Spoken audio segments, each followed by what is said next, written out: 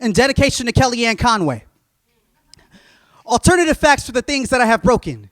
AKA, the first thing I remember fixing was my mother's window.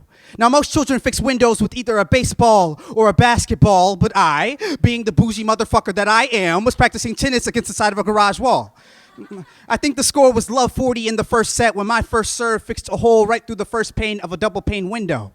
Now, I know what most of you would say. Ryan, you broke your mother's window, but fuck you. No one asked for your opinion. Hashtag alternative facts. Rewind. The first thing I remember fixing was a condom in a blizzard. Now, this is another fascinating story about holes and balls, but I'll spare you the details for the sake of time and just tell you that if you were ever involved in a four-legged relay to buy Plan B in a blizzard, you might just want to recruit me.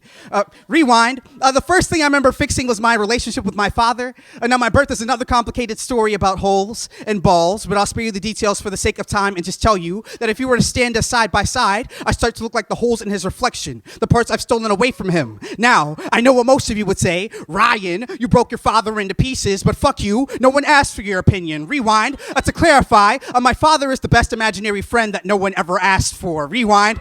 My friends always ask me why I have such a large obsession with magic. I tell them it's because my father was the most amazing disappearing act when I needed him most. Now, I've always wondered why that trick seems so easy for him to pull off. Rewind. To clarify, my father's favorite color is... his favorite song is... his favorite TV show is... His most embarrassing memory. Fast forward, the last thing I remember fixing was my relationship with my father.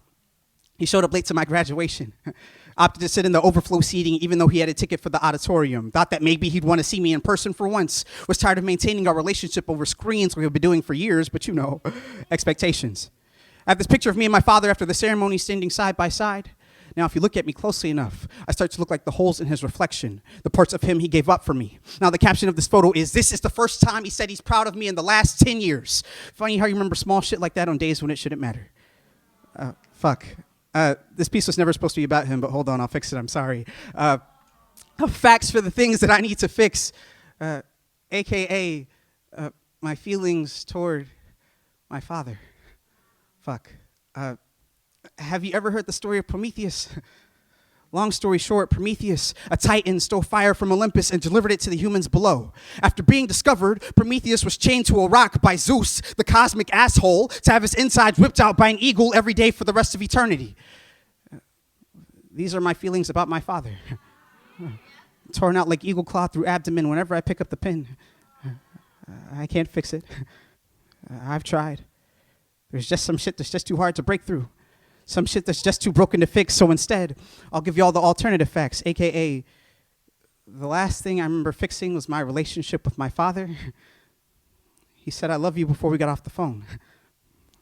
I didn't doubt him once.